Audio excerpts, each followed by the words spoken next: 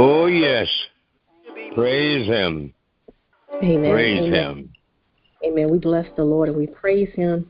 We give God all glory. We give him honor and thanks for everything that he has done and what he is, what he does for us, how he provides for us, and how he continues to make a way for us.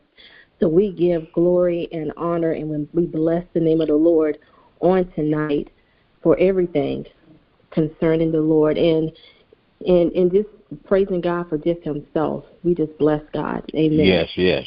So the word of the Lord that the Lord has given me is a word is coming from a very familiar chapter of the Bible, and it's coming from the book of Isaiah 54. Now, we're familiar with certain verses of Isaiah 54, but if you were to read the entirety of this chapter, you'll realize that God had a purpose in store for Jerusalem at this time, because this book of Isaiah was actually written during the Babylonian exile. And if we know anything about the history of Israel, that Israel actually went through exile, just because for their disobedience, and that there were a few prophets, Jeremiah, that actually told them that while you're in exile, go ahead and build houses because you're going to be here for a while. And with that being said, I'm sure that even as Jerusalem was in exile, that they might have gotten hopeless. They might have felt as if God had abandoned them.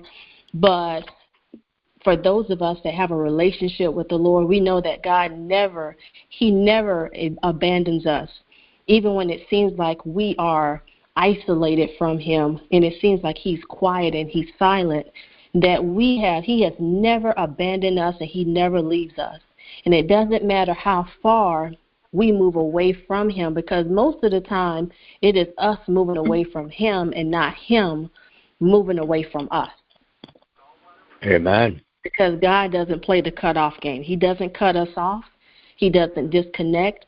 He doesn't cancel us, because we live in a society right now where people want to cancel other people, but he doesn't cancel or isolate us, but he is ever so close to us. So this chapter coming from Isaiah 54, it reads, "Sing, barren woman, you who never bore a child, burst into song.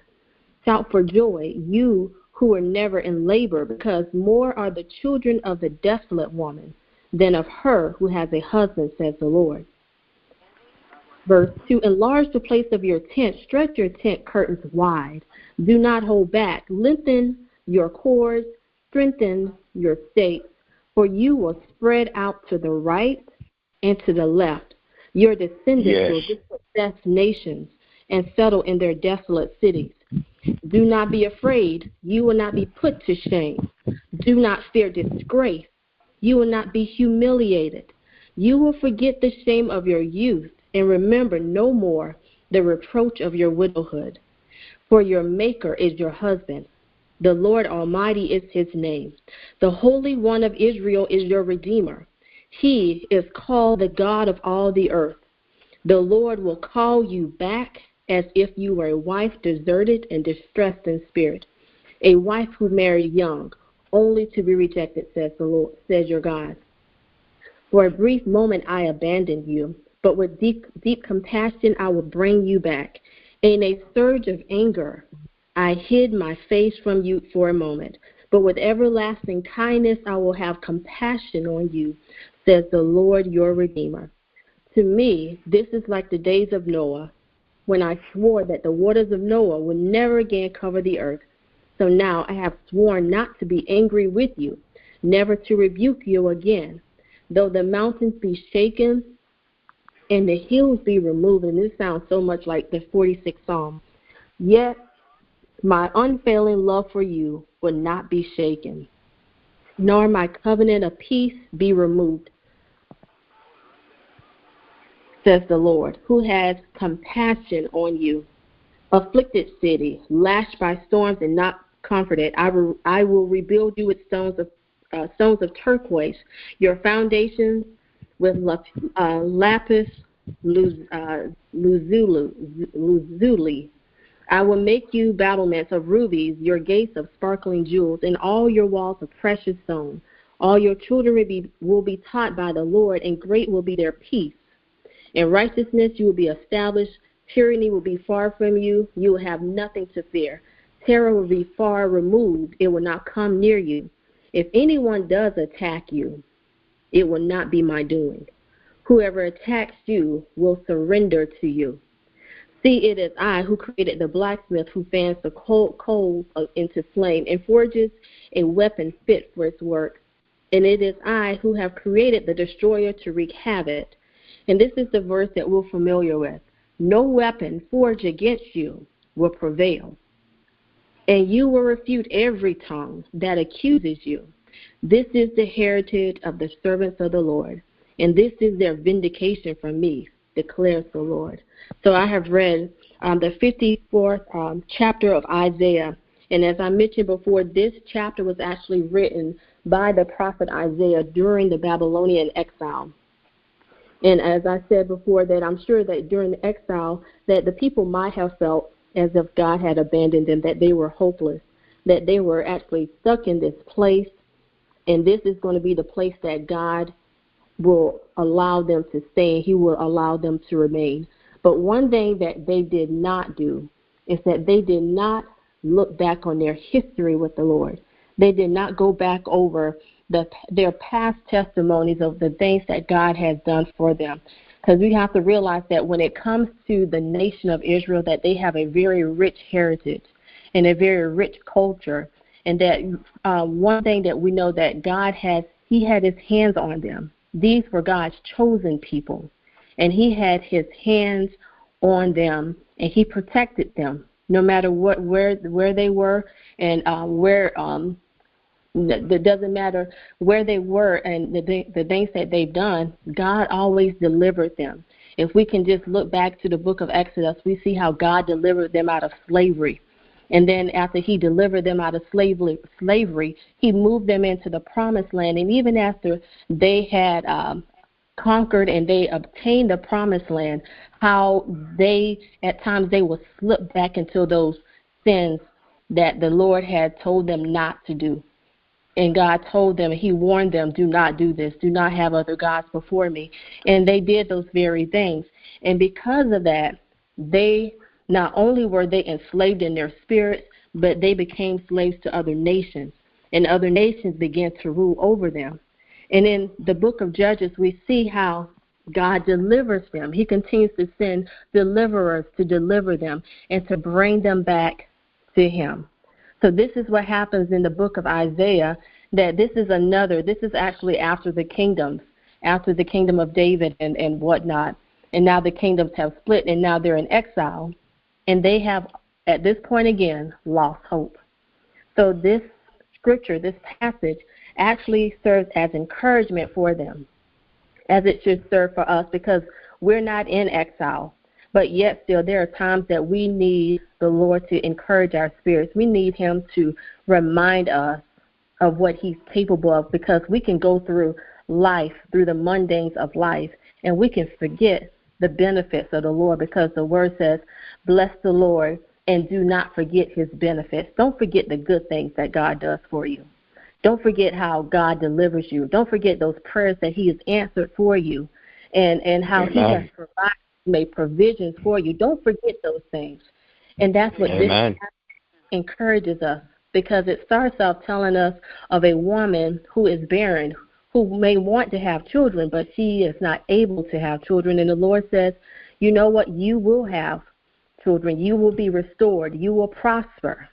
But to them at the time that this word was given, they may not have looked and felt like they were prospering.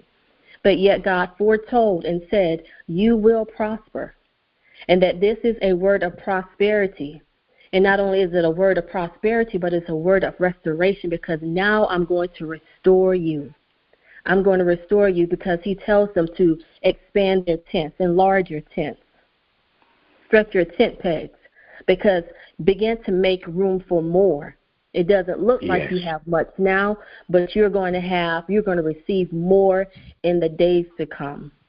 So there is a word that the Lord is telling, I'm able to restore you. I'm able to give you more than what you lost. I'm able Amen. to provide for you. And not only that, but if you read this passage a little bit further down, then you will realize not only does God promises to restore, but God promises to provide comfort for them. He provides to comfort them. He encouraged them by saying that He will come through for them in so many ways, how He will protect them, even from their enemies. He said that He will protect them. He mentions that people will gather, but He said, even if they gather, I'm not with them. I'm not with them. And He said, if anyone gathers against you, He said, if they assail or gather against you, then they will fall before you. So that is a promise that the Lord has given us and that He has made. And not only is this was given to those exiles, but this word is for us also. Because we have to remember, even as the word has gone forth through these prophets to the people to encourage them, because they may have lost hope, this word is still for us. So we can actually take this word and put our own names on it. We can personify this word, and we can make it personal towards ourselves. Because the promises of God, as we know, as it mentions in 2 Corinthians 1:20, are yes and amen. Will God heal you? Yes, He will. Will God deliver you? Yes, He will. Will God make a way for you? Yes, He will. There is a scripture. If there's a word, then there is a promise that God is able to deliver to you and for you. And one thing that we have to remember, even after we have read this passage, and it's a very long passage, and he promises that, not only will I restore you, but I'll restore your families, and I will bring, your families will be taught by the Lord. And because they're going to be taught by the Lord, that they're going to live in peace. So now here's the restoration of families, is that the Lord is willing to bring families back to Him, transform them, and now there is a family of peace. No more commotion or the challenges or whatnot. Whatever it is, we can take God at His word and know that whatever He's spoken to us, it's a guarantee. It's an assurance. Amen. Praise Him. Through for us. So with that being said, we have to remember from reading the scripture, God will restore, God will comfort us, God will protect us. And because God is faithful, He mentions how He will serve as a husband and that we will be His bride. And we all know as the church that we are the bride of Christ. Each individual, those of us that really have a relationship with the Lord, not those who call on the Lord every now and then when you get in trouble, but you are always seeking after the Lord. You are always on your face. You always have your ears in tune to His voice to hear what He is saying and what He is speaking to you, because you're dependent on Him. And He's not a spare tire, but you're dependent on Him just to come through for you. And because you have that relationship, because you trust Him, even the word says those that trust Him will never be ashamed. He's not going to allow you to put to shame. Amen. So that is the word for tonight. That is the word of the Lord for us.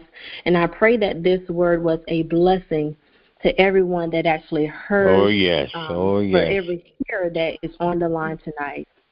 Amen. So with that, we're going to bring this word to a close. And if there's anyone that would like to say anything, now is a good time if you want to share something. Amen. And praise Him. Praise the Lord. Amen. And since we don't have anyone to share anything or to whatnot, then we're going to go ahead and close out with prayer. Hello. Amen. Yes. Can I say something? Yes. I'd like to say hello to all my uncles and aunts, Uncle Fess, Aunt Mary, Praise you. Margaret.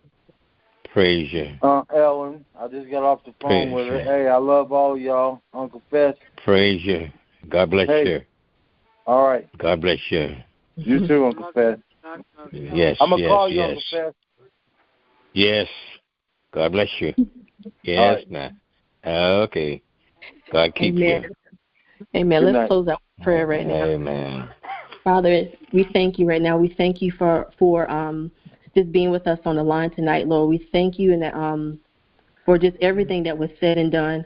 So, Father, we pray, Lord, even as we leave the line, but never from your presence, that your peace will follow us, your joy, your presence, most of all, will follow us and will go with us wherever Yes. we are.